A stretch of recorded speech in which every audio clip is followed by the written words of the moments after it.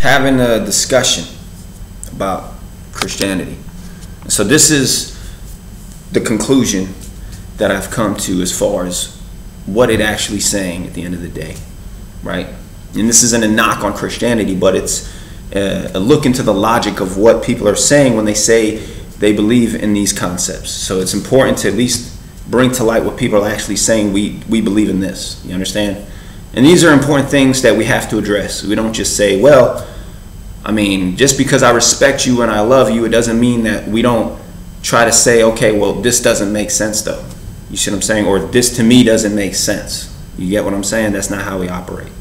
You know, you have to challenge each other's religions if you're going to be honest with each other at the end of the day, and that's what we're going to do here. So here we go. Alex, who's Christian, by the way. Skeptical Christian, though. You know what I'm saying? He's basically got questions. So what better place to have your questions answered than by me, right? I'm all happy now. So here we go. This is basically the message of Christianity. It's saying this, right? God is saying, according to Christianity, the Father, the human being is incapable of good, right? They cannot do something good. They cannot. There's no such thing as a righteous man. You see what I'm saying? And so, because they're basically created in a state of doom. You understand? It's a fallen world. Adam ate the apple, that's it. So the human being is not capable of good. He's going to commit sin, and a sin is punishable by death, right? That's it. The only thing that can cure sin in the Bible is death, unless this happens now, right? Because of this state of failure that humans cannot achieve otherwise on their own, through their deeds or through their actions or through anything they could possibly do, no matter how they act or what they do, there's only one way to compensate for this utter failure of these human beings. And that's basically the blood of Jesus Christ. Do you understand? The blood of Jesus Christ must cover for their sins, because they're incapable of doing anything to earn my or God's mercy, either way it goes, the Father's mercy, right? They cannot do anything in their lifetime to receive his mercy. He won't accept it because they're just incapable. They weren't made capable to do anything worthwhile of mercy. So the only thing, and because they're inevitably going to keep failing, and they're going to never basically live up to what anything could possibly worth for forgiveness. So because of that state that the human being is in, the only thing that can save them is the blood of a lamb, of Jesus Christ. That's the only thing that can compensate for that. You get what I'm saying? So that's where we're at now. We understand. You get it? All right. So now that that's the case, this is what's going to happen, right? And you got to ask yourself at the end of the day, do I agree with this concept or not? It's up to you. But I'm going to propose the concept for what it is, and I'm not going to try to like dress it up in a way to make it more palatable in any which way, right? Now, I'm the Father. I'm going to come down to earth as a human being. And not only am I going to be on earth as a human being, I'm also going to be my own son at the same time. Do you understand what I'm saying? So now I'm sending my son to earth, who's also me. So at this time, I'm my own son, and I'm myself at the same time, and I'm my own father. So that's a concept you got to say, okay, you figure that one out. I'm not going to bother, because I don't know how you can reconcile that to say that makes sense. But that's up to you. Moving forward. And as I'm on earth, I'm also going to take on basically the full components of a human being. I'm going to be a full man and a full God at the same time simultaneously. Now, when I say I'm God, I'm saying that I'm eternal, I'm absolute, I was never born, I will never die, I have unlimited powers, there's nothing I cannot do, right? And I'm all-knowing. You understand? And I'm going to be this person, Jesus, who I'm also is going to be my son and his own father at the same time. I know. It's hard to understand because it's a mystery. That's the thing. At the end of the day, when you do actually question somebody and say, how does it add up? They're going to say it's just a mystery. You're going to have to just accept it, bottom line. That's basically the final answer to that. I've been there, right? Not knocking anything, but that's reality here. You understand? And that's what we have to come to terms with. What are we saying when we're saying these things? And if that's something you accept, then that's between you and God. I don't care. But at least we're going to put things in order for what exactly they are saying here. You understand? So that you know what you're accepting and what you're not accepting. That's the point. That's what we're here for. You understand? So anyway, in this scenario, right, now I'm also going to be doing things on earth as God and as a human being simultaneously. For instance, I'm going to do things that human beings do that God would never need to do, such as sleep. So now I'm going to have weaknesses. I'm going to need sleep. I'm going to do things that you can never imagine God doing, like use the bathroom. You understand? Like things that are really outrageous to imagine God is doing these things. You understand? Like these things are really kind of an insult on the Creator if you were to even think about it in a normal context. But since I'm in a human form, it's okay. We're going to just accept these things, right? If you chose to do so. I'm going to basically also be existing inside of a womb for 9 months. And I'm going to be in there and I'm God in there. God is inside of the womb and I'm a human being inside of the womb. There's just a lot going on. I'm going to be delivered and everything. You understand? Stop laughing. I'm not trying to laugh. I'm really not trying to be funny. Actually, I'm not trying to be funny. But you see what I'm saying? I'm just stating the reality and you think it's funny. But I didn't say anything in a funny way. But that's what we're saying. You get what I'm saying? It's a very monumentous thing we're talking about here. You know, there's a lot of gravity going on. You know. Anyway, moving on. Okay. So now I'm going to live and I'm going to grow up. I'm going to learn things I didn't know. I'm going to develop. And I'm going to supposed to have all my knowledge immediately, I would think, but that's not the case. I'm learning as I grow, right? And you see what I'm saying? I'm going to do miracles, but I'm not going to do them in the name of myself as Jesus. I'm going to do them in the name of the Father. And I'm going to say to people, when I do these miracles, I do not these things of myself, but of the Father who is greater than I. So now that I'm a human being, I'm acknowledging I'm not even the greatest. I'm saying, and I'm acknowledging I can't do these things. So as a human being, it's as if I've lost some of my powers. I'm no longer fully God like I'm supposed to be. Because God fully means he has unlimited powers. Do you understand? So there's a problem there. You have to think about that as well. Do you understand? Let's move forward.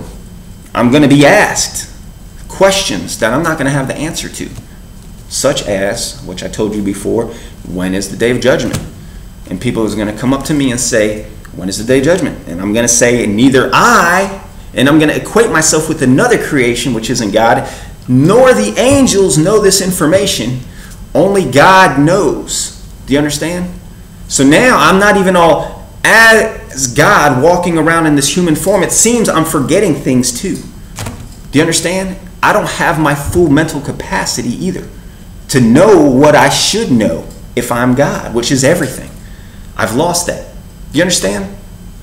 So there's some issues here to try to say that I'm fully God and fully man at the same time, because obviously there's a lot of the parts of the God piece seem to be missing inside of me as I'm walking around as a man. Do you understand? So I don't understand how that works.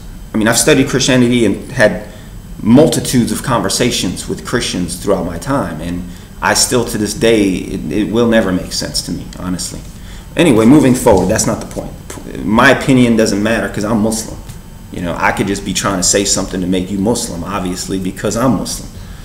I obviously want you to be Muslim like me. Otherwise, I would be like, I think I'm going to hell. Would you like to join? That is a joke, you know what I'm saying? But obviously, who wants to do that? Moving on. Now, we move forward, and we just forget about all that other stuff really quick. Now, I'm also about to die. Do you understand?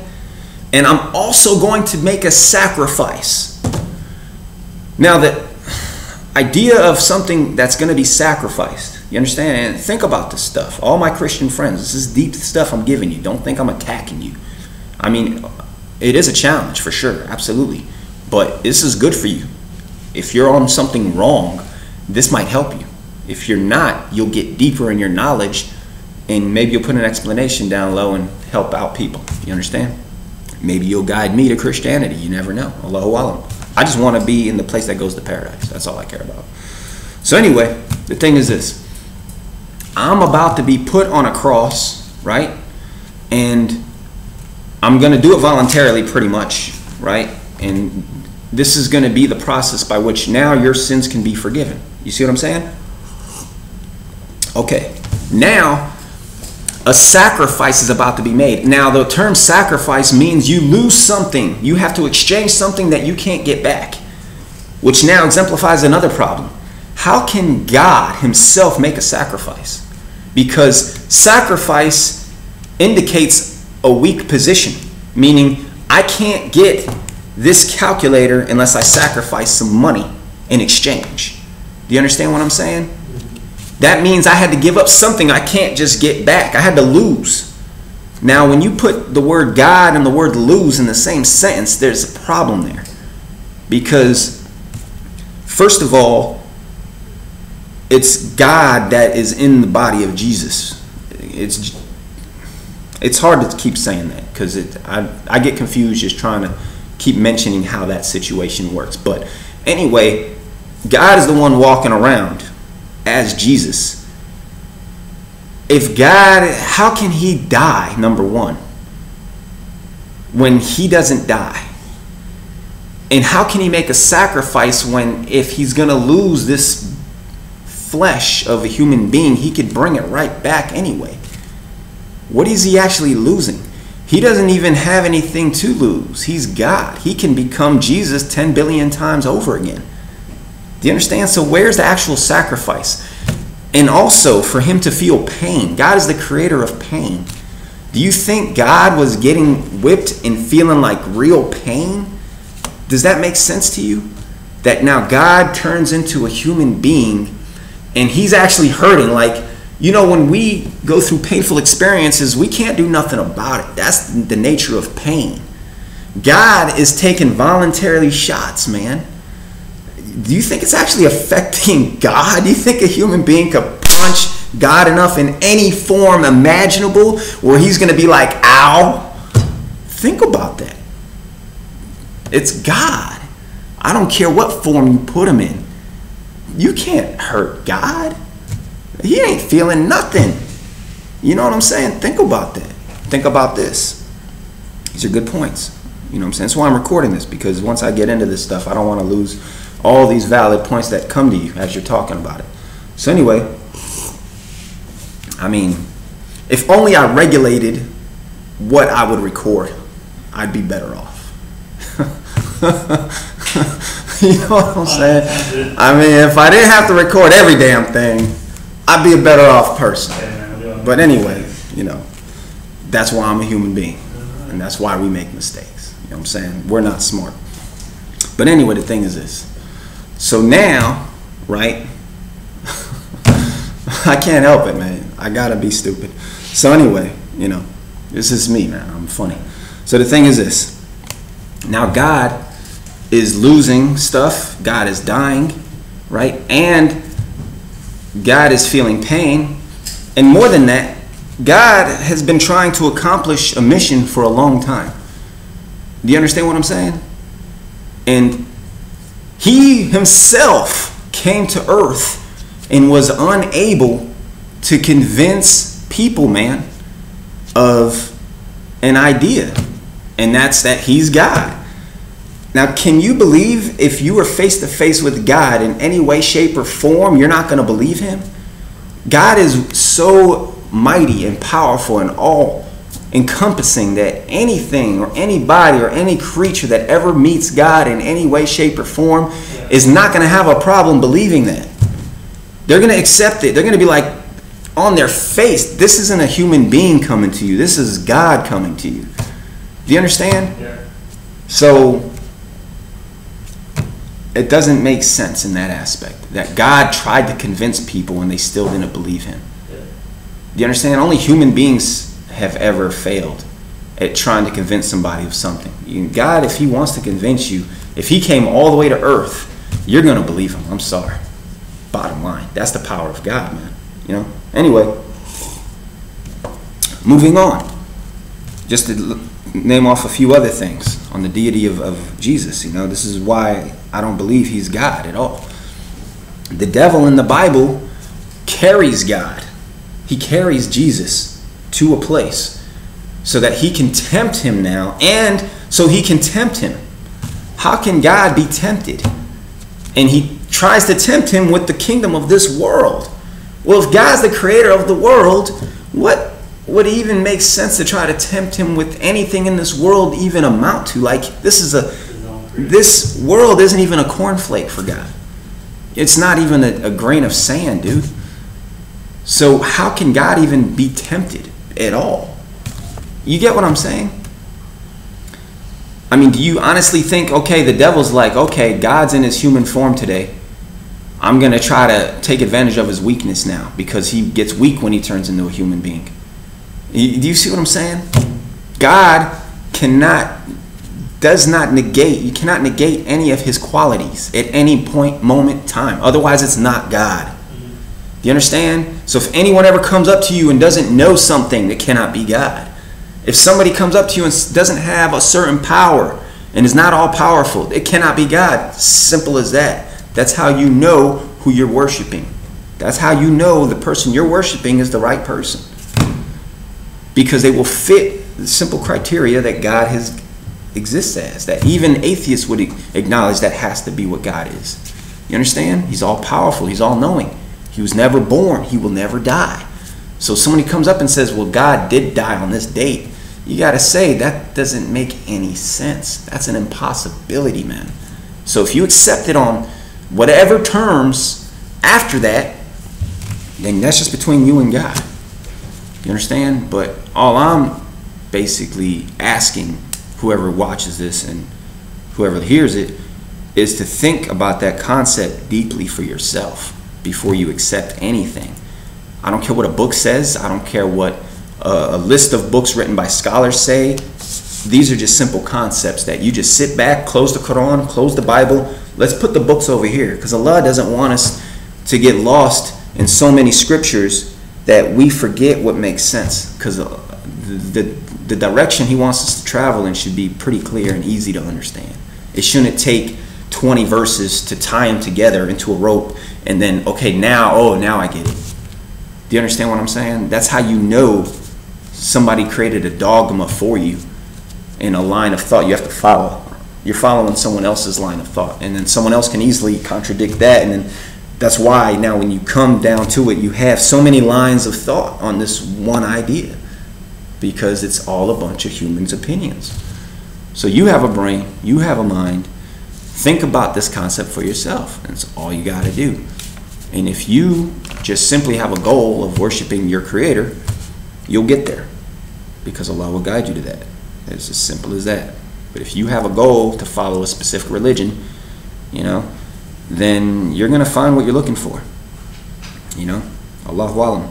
You shouldn't even be a Muslim without thinking about, why does Islam make sense? Why do I believe in Islam? You have to evaluate yourself. How do you know Islam is true? Allah didn't just create you because you're from this country and you're born in this to be successful.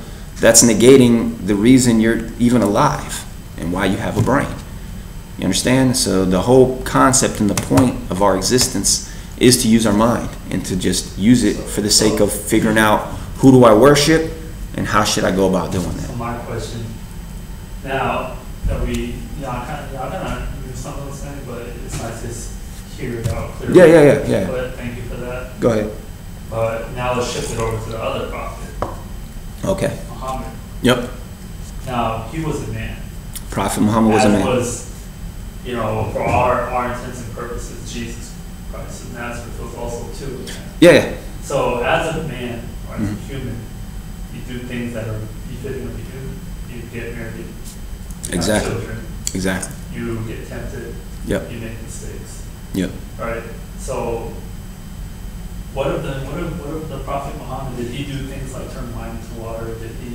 Or turn water into wine? Did he do things like cure the sick? Did he do miracles? Yeah, because there's a lot of mystery. Because I don't know too much about him. Mm-hmm. I was in a history class, and our historian, the professor, Mr. Lillier, the great guy, Mm-hmm. he said something that offended 3/4 of the room. What'd he say?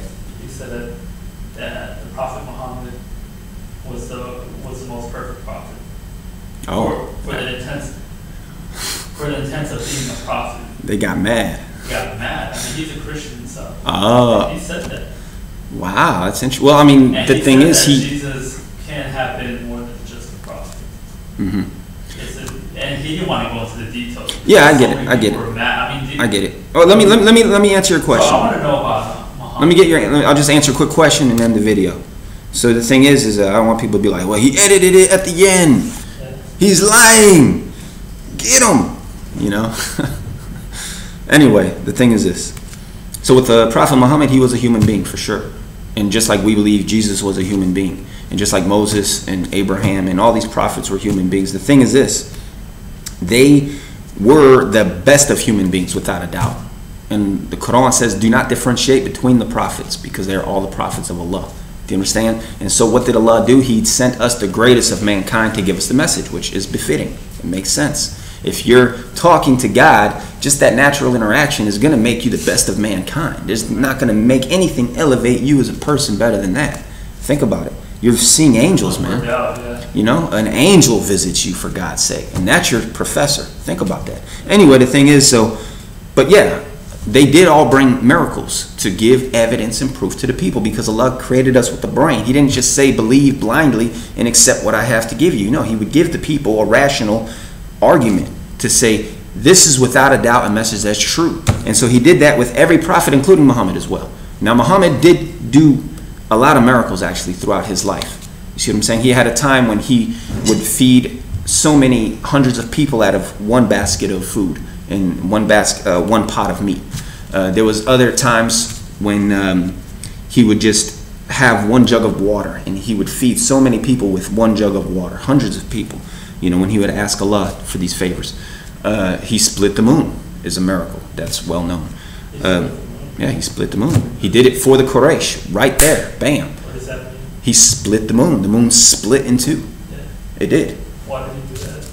Because the Quraysh came up to him. They like asking like you. They were like, give us a miracle. Do something for us. Yeah. So he did it. He said, bam. And he showed the people two moons. It split. See what I'm saying? Two pieces. Wow. Yeah. And he put it back together. And it came right back together. I mean, that was a miracle. He did a lot of miracles, honestly. But the miracles of all the prophets have left or died with them. The difference between Muhammad and all the prophets before him is that he left an everlasting miracle. And that was the Quran. And the main miracle of the Quran to begin with is the fact that it has never been changed. It's the only religious book you'll find. It has never been changed ever. You understand? You can find it in its original form, and it was preserved through memorization. There's no other book that's been preserved. So you know. A lot of Muslims memorize. Yeah, over 10 million. They've memorized the whole thing. You see what I'm saying? Even if Arabic's not their native language. Oh yeah, yeah. Probably there's more Hafizes of the Quran that aren't even Arabs, that don't even know Arabic. They just know the Quran. They memorize the Quran though, yeah. The best ones I've ever seen, or some of the best, they come from Pakistan, honestly. They're great reciters. But the thing is so that's one miracle of the Quran. Another one is the linguistic miracle of the Quran. And that's what the Arabs understood immediately, because Muhammad was illiterate. He wasn't a poet. He could not recite poetry. But the Quran was at the highest. He was illiterate. He couldn't read, he couldn't write. Exactly. You see what I'm saying? So it's these kinds of things that make it click in your head like, whoa, there's no way he could have made this book if you put a little research in the book. So basically, yeah, he couldn't read, he couldn't write. But yet, till this day, the Quran is the highest level of Arabic that exists. You could ask any Arab linguist and ask him about the level of the language that the Quran is at. And it's actually because of the Quran that the Arabic language is still preserved till today. That's the reason. Otherwise, Arabic would be a completely different language. It'd be something completely, wouldn't even recognize it. So he made this book out of his illiteracy. He was delivered the book. by God through the angel and also through direct revelation. So that's another miracle to let you know. But he didn't write. He couldn't write. This was coming. Exactly. And when it would come, it would come. That was it. He would never be able to edit it or change it or anything. It would come as it came. And it came over the period of 23 years. And he couldn't even read it. He couldn't read it, no. He could memorize it, though, and he recited it to the people. See what I'm saying? Okay. So, exactly. I mean, That's why there's a lot of Hafiz who just remember it because exactly. Now, another thing about the Quran is, I mean, the depth of knowledge it has in it is unbelievable. The Jews would come up to the Prophet Muhammad and they would question him about things that nobody knew about. Even their top scholars wouldn't even know. They would be like really secretive religious information. And they would ask him this stuff and he would always be able to answer them. Let's see here. One time, I think they asked about the people in the cave. That might have been one of the questions. And there's a story about the people in the cave and their numbers and how many of them were in the cave. And Muhammad ﷺ, he knew the answer to that. You see what I'm saying? And there were several miracles or several things that he knew the answer to. I think, they asked him about the soul, the Jews. And he said, a few things that were right. And then he said, but however, the soul is something that Allah gave us little knowledge of. And they were like, yes, you're right about that too. So he was tested by the Jews. And every time they would test him, they would be blown away. That's why centuries of research, secrecy, and he just knew. he knew it, because he's dealing with God. It's not a hard thing for him. But for them to test him and to confirm what he knows, those things are also proof. So what did they say? For them. They would be like, yeah, you're right. And they would leave. They would basically be kind of angry though, because they're hoping to, their goal is to try to stump him. But at the end of the day, he loved the Jews. And they did have a good relationship between them, a lot of them. Some of the Jews did try to, break treaties and, kill them at times. But whatever, that's not the talk here. The talk here is basically, they had a good relationship. Muhammad loved the Jews. He owed a Jew money when he died. And the companions of the Prophet paid back his debt. So there is a really good relationship there. And so, you're stupid. Don't say that. This is a politically correct video, dog. You know what I'm saying? So anyway, the thing is, so on top of that, moving forward a little bit more, now there's also just vast amounts of knowledge. It all goes to one man. You got to realize that. And there's no mistakes in the Quran. It's a perfect book.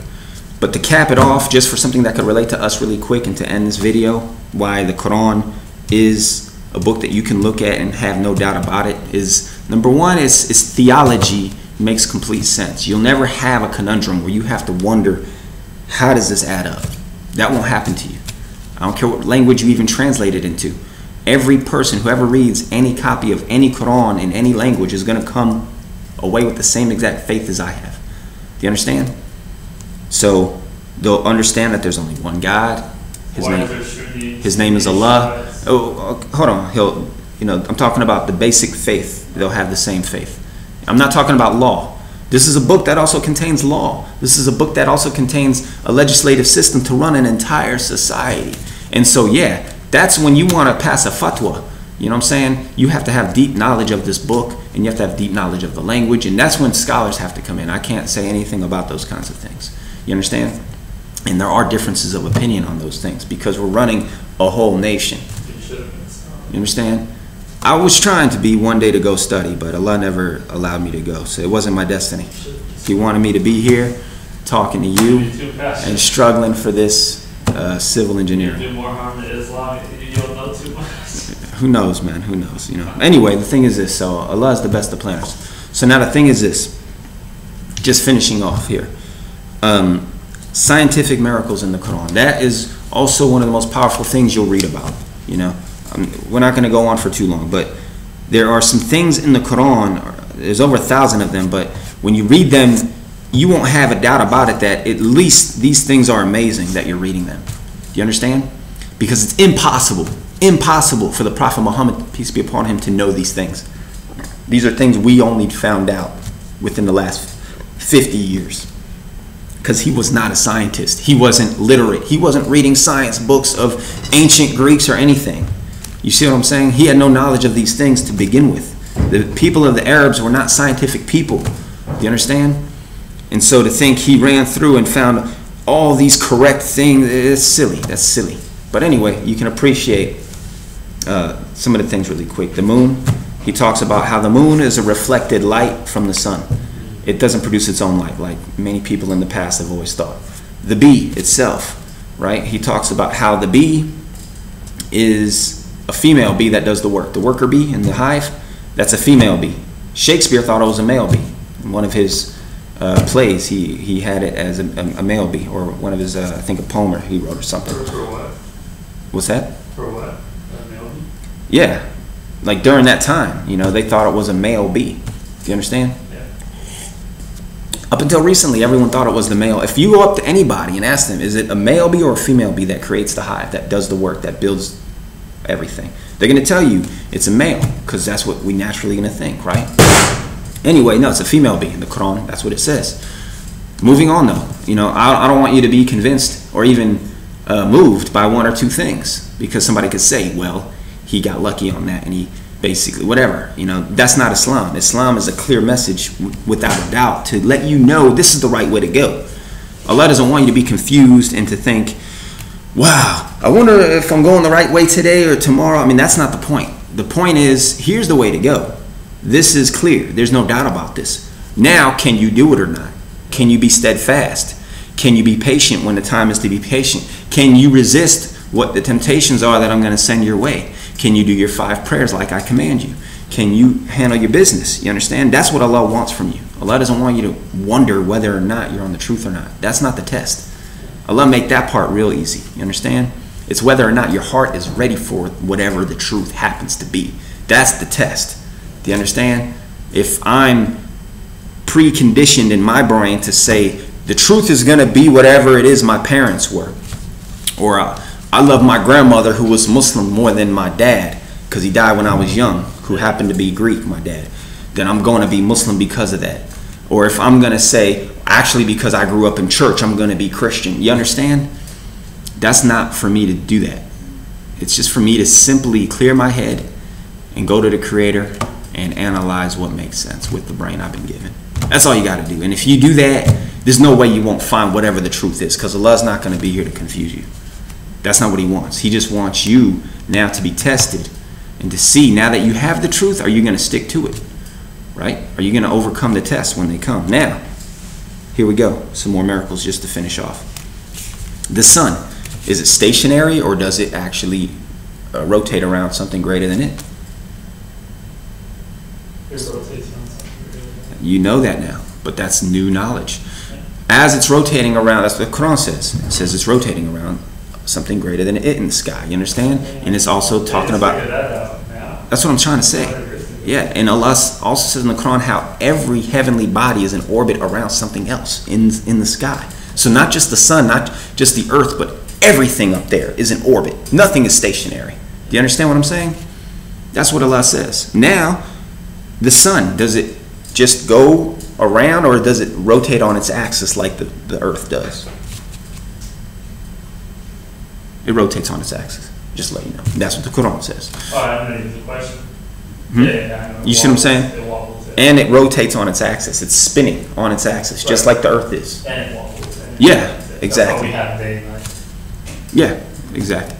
So now, on top of that, we can talk about a mountain. You know, and this is the last one I'm going to go with. There's 1,000 of these things, man, honestly.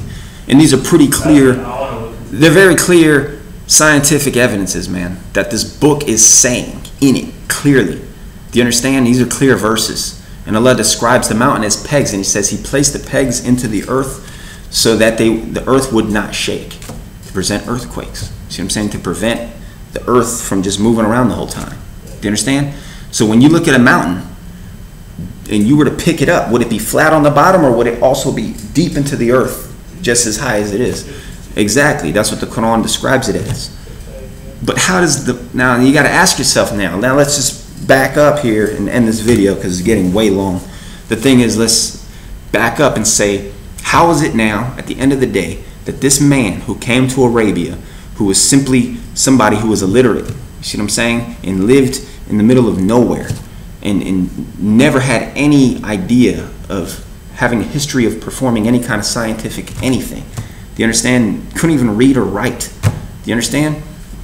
But all of a sudden, he brings a book with knowledge that is only being discovered within today's day and era, 1400 plus years later, number one. Number two, bringing a theology that is as simple and imperfect today as it was when it first came. Do you understand? There's nobody that would have any issue with what he's talking about. So it's a completely viable option for theological reasons. Number three, he came and created the greatest revolution on the earth ever. A guy named Michael Hart wrote a book called 100 of the World's Most Influential People. He put Muhammad as number one. This was a Christian historian. You understand? Nobody has ever come to the earth and made the people themselves change and changed his society and changed the world as a result of being here more than this one man. Do you understand? You have to ask yourself that. Man, this might be a sign. I might want to look into this guy. He's a man. He's a human being. But you see what I'm saying? Otherwise, Jesus is just as influential, but he's not. No, Jesus was also influential. You know what I'm saying? As a man, I'm talking about historically, Jesus too was historically influential. No. But what I'm saying is he was not as influential as Muhammad. Yeah. When you look at it through a historical perspective, he didn't take over his society. He didn't become the ruler of the people that he came to. You see what I'm saying? He didn't have as much of an effect on history as Muhammad did. You know what I'm saying? I mean, as soon as Muhammad dies, within 25 years of his death, you have the majority of the world living under an Islamic state that fast. You know how long it took before Rome became a Christian nation? 325 years. You understand? Just so we're just looking at it in just hard historical, facts here. You understand? So anyway, you add it all up, and I don't think you can come to any other conclusion. He brought a book that said it will not be changed, and it was not changed. If you look at it through a historical researching perspective, not in a perspective of I want it to be this way, so I'm going to say it's this way. Do you understand? If you look at it like that, you'll say, yeah, this book has actually never been changed. There's nothing I can say other than that when I research it. You understand? So anyway, those are the things that you should ponder on. Hard facts. And just, take it easy. It shouldn't be a hard thing to figure out, honestly. At the end of the day, ask your creator. You go to the one who made you. You throw up your hands. God, guide me. Think about just simple facts between each of the religions. Do a comparative study. No way you can go wrong. Only way you can fail is if you say, I know I'm doing a comparative study, but I know I'm going this way anyway, no matter what happens. You understand what I'm saying? If you got that in your head, then what was the point? I mean, you never asked God for guidance at all. You just basically said, God, I'm going to tell you what religion is going to be for me. And you're going to accept it on the day of judgment, like it or not.